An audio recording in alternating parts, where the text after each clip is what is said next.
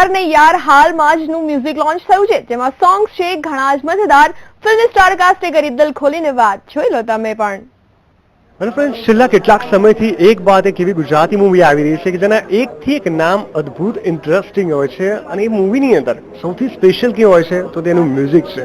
જ્યાં સુધી વાત છે મ્યુઝિકની, તો જ્યારે મ્યુઝિક સંભળાય છે ત્યારે આપણે ચોક્કસથી લિરિક્સ પણ સાંભળતા હોય છે, અવાજ પણ સાંભળતા હોય છે કે કોણ ગીત ગાઈ રહ્યું છે. તો ચાલો દર્શક મિત્રો, હું આપને એક એવા સિંગર પાસે મળાવી દઉં કે જેમના ગીતો, જેમના અવાજ આજથી જ લોકો સાંભળતા થઈ ગયા છે. લોકો રાહ જોઈ રહ્યા છે 11 નવેમ્બરની, ક્યારે આ મૂવી આવશે, ક્યારે થિયેટરમાં જઈને તમને સાંભળશે. આપણી સાથે જોડાઈ ગયા છે આયુષી. હાય આયુષી. હાય. હેલો. આયુષી, કઈક આ જે મૂવીનું નામ છે, આપણે જોયું છે કે કઈક કરને યાર, આ એક એવું અદ્ભુત નામ છે કે આપણે એમ થાય કે આ મૂવીની અંદર શું હશે બધું. પહેલા તો કહીશ કે નેમ છે કે જે બધા ડેલી રૂટીનમાં યુઝ કરતા જોઈએ, કંઈક કરને યાર. મારે આમ થઈ ગયું છે કંઈક કરને યાર. અચ્છા આયુષી, મોટે ભાગે આપણે જે બી નામ હોય છે એમાં એનું જે ટાઇટલ સોંગ, એ જે નામ હોય છે એના પરથી બી પાડવામાં આવ્યું છે. તો કંઈક કરને યાર પરથી કોઈ સોંગ આવ્યું છે કે શું? હા, એક મૂવીનું ટાઇટલ સોંગ તો છે જ કંઈક કરને યાર, પણ જે મૂવીનું જે મેઇન સોંગ છે તે બીજું છે. શું છે આપણે સાંભળવા માંગીશું તમારા માટે? પડી નજર. નહીં, આ રીતે નહીં. આપણા ઓડિયન્સ હંમેશા તમને સાંભળવા જ માંગશે, એટલે હું ચાહીશ કે તમે બે શબ્દો ગુનગુનાવી દો. Sure sure.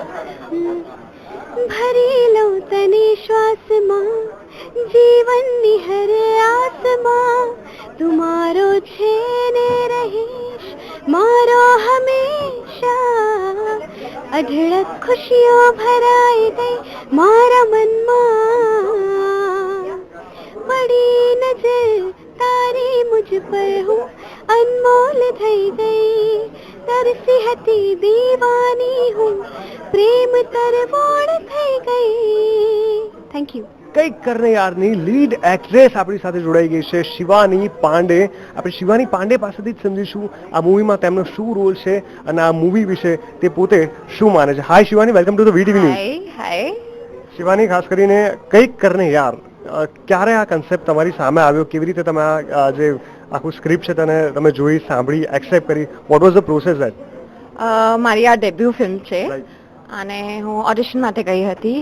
તો અમદાવાદમાં, રાજકોટમાં, બોમ્બેમાં અને almost everywhere audition has taken place. તો હું સિલેક્ટ થઈ ગઈ. તો મને એક કોલ આવ્યો લગભગ 1 મહિનો બાદ કે તમે ફાઇનલ ઓડિશન માટે સિલેક્ટ થઈ ગયા છો, સુરત આવી જાઓ. What was your reaction at that time જ્યારે તમને કોલ આવ્યો? હા, એકચ્યુઅલી હું ભૂલી ગઈ હતી મૂવી વિશે, કે મને કોલ નહીં જ આવે એ મેં માની લીધું હતું. પણ મને કોલ આવ્યો અને હું ફાઇનલ ઓડિશન માટે ગઈ અને હું ફાઇનલ ઓડિશનમાં પણ સિલેક્ટ થઈ ગઈ. બહુ મોટા સ્ટાર્સ અહીંયા આપણે જોડે છે, અરુણા ઈરાની, ટીકુ તલસાણિયા. તો એ લોકો સાથેનો કામ કરવાનો એક્સપિરિયન્સ તમારો શું રહ્યો? કઈ મેમરીઝ એમની સાથે જોડાઈ? હું બહુ લકી ફીલ કરી રહી છું કે મારી ડેબ્યુ મૂવીમાં મને આ મોટો અને સૌથી મોટો ચાન્સ મળી ગયો અરુણા ઈરાની સાથે કામ કરીને અને ટીકુ તલસાણિયા સાથે કામ કરીને. અને બધા મારા કરતાં વધારે એક્સપિરિયન્સ છે. હું મારા વિશે કહું તો હું બહુ બહુ બહુ બહુ નાની છું અને મારી ડેબ્યુ ફિલ્મ છે. અને એક્ટિંગમાં પણ મારું मतलब नई नवीली दुल्हन जिसे कहते हैं, आई एम नई नवीली दुल्हन फॉर दिस फिल्म. एंड બધા બહુ સપોર્ટ કરતા હતા મને. અને મેં डे 1 से लेकर के डे 35 तक હું શીખતી હતી અને શીખતી હતી. હજુ પણ હું શીખું છું અને શીખું. So friends,